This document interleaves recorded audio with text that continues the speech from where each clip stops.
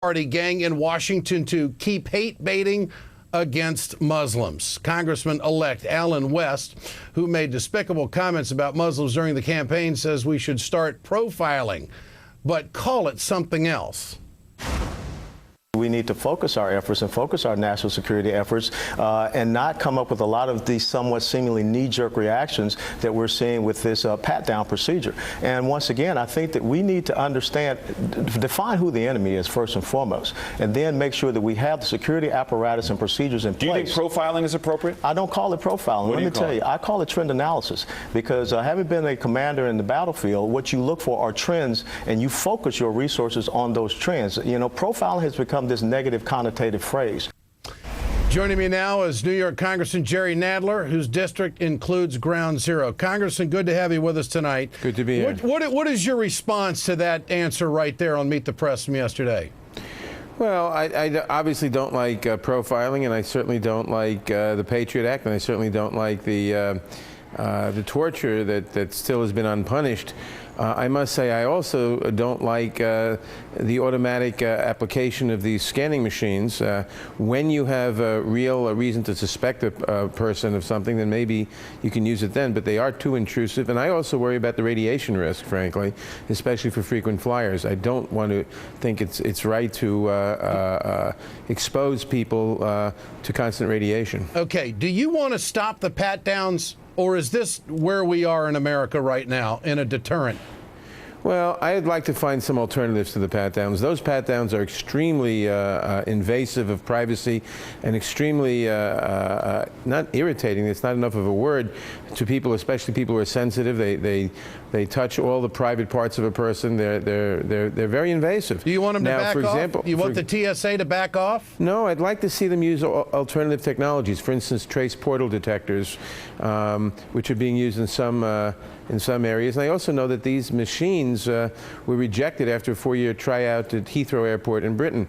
I think you have to have a balance between security and privacy, and I think that this is a little off the balance. But Congressman, is the media hyping this? 2% of the people get patted down. 2%. Only 44% of Americans fly. Well, I don't know if the media is hyping it, but the fact is anyone who apparently the procedure at some of the airports now is that anyone who refuses the body scanner will get patted down. And I think we ought to find, before we go whole hog in this technology, we ought to find some others. Do you know exactly how much radiation people are being exposed to, exactly how much radiation? And shouldn't the government be able to make a determination whether it's harmful or not?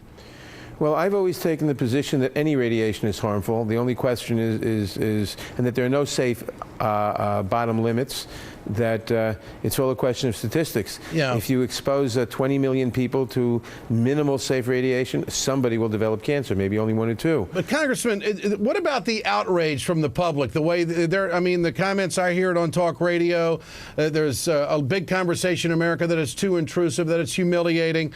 Did the White House did the TSA and the counterterrorism people, and this is exactly where this is all coming from, they say they need to do it to thwart attacks. But did they not care about the public reaction and just go ahead and do it? Didn't they have the foresight to see that there were going to be some people pushing back on this? Obviously, they didn't have the foresight to anticipate the level of the response.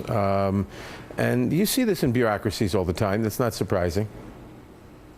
Well, and I don't think it was in the White House. I think it was in the bureaucracy of the TSA. Isn't it a bigger issue that the cargo gets on passenger planes and isn't screened? I mean, isn't that really what we should be concerned about? Ed Markey and I sponsored legislation to say that 100% of the cargo that goes on airplanes should be screened. And where is that legislation? Well, it's beginning to be implemented. I sponsored legislation which passed, which said that you shouldn't be able to put any container on a ship bound to the United States without it being screened. And it would seem to me that the conservatives, the country, would be concerned about unscreened containers on passenger planes. What's wrong with government? That was interesting because that was a partisan vote. I never understood why, but in 2006, it was defeated on a party line vote with all the Republicans voting against it. In 2007, it passed on a party line vote. And the Bush administration never wanted to implement it, and this administration is being slow to implement it. That is the undercovered story in this whole mix when it comes to safety. Congressman, good to have you with us tonight. Thank you. You're welcome.